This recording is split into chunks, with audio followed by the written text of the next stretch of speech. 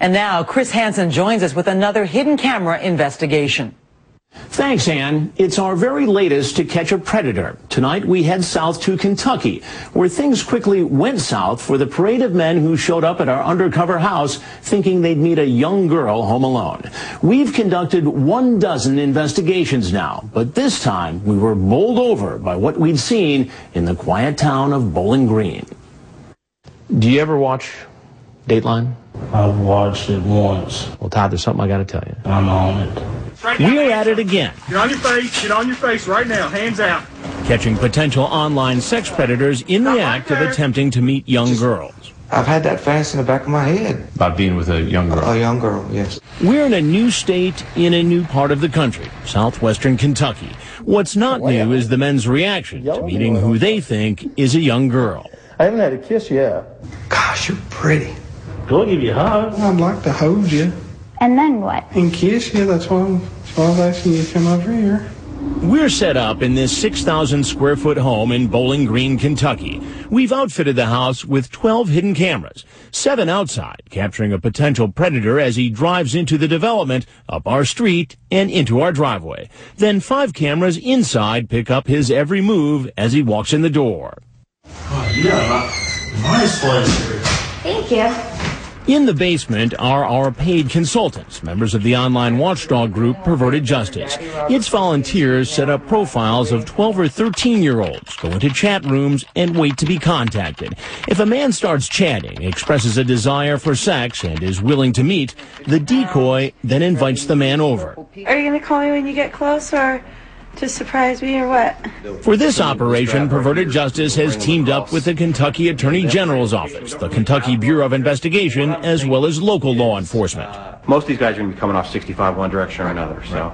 Kentucky Attorney General Greg Stumbo has worked with Perverted Justice during 2 prior sting operations without Dateline being present, like this one in northern Kentucky last spring.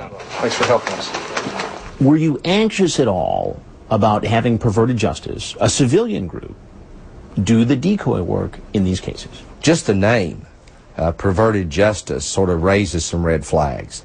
So Stumbo says his office did a thorough background check on Perverted Justice.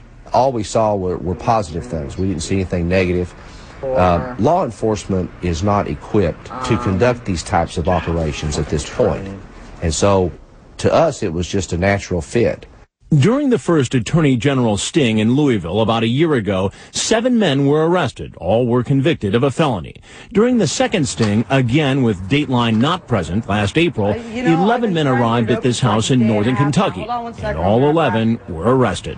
Get on the ground, please! Get on the ground! Get on the ground, please! Get on the ground! Get on the ground! Please, let me see your hands. Please! I can see him. Get on the ground! Get on the ground! One man has pleaded not guilty and is awaiting trial. The other 10 have pleaded guilty. Stumbo says one of those men stands out the most. Okay, what's your name, sir? Jim Roush, R-A-U-S-H. Okay, all right. A teacher. What do you do, Jim? I work for University of Cincinnati. He was a well-respected citizen in his community, a member of a church, had a lot of people in the community who supported him, who couldn't believe that he would engage in this type of conduct. He's 59-year-old James Roush, a retired elementary school music teacher and a criminal justice professor for a university.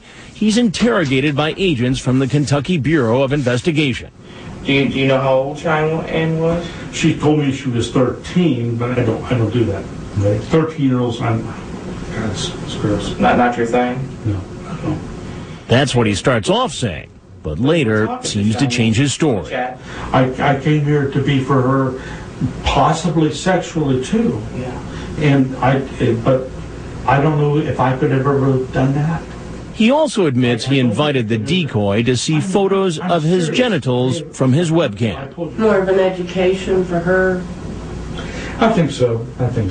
This is what a guy looks like. Yeah.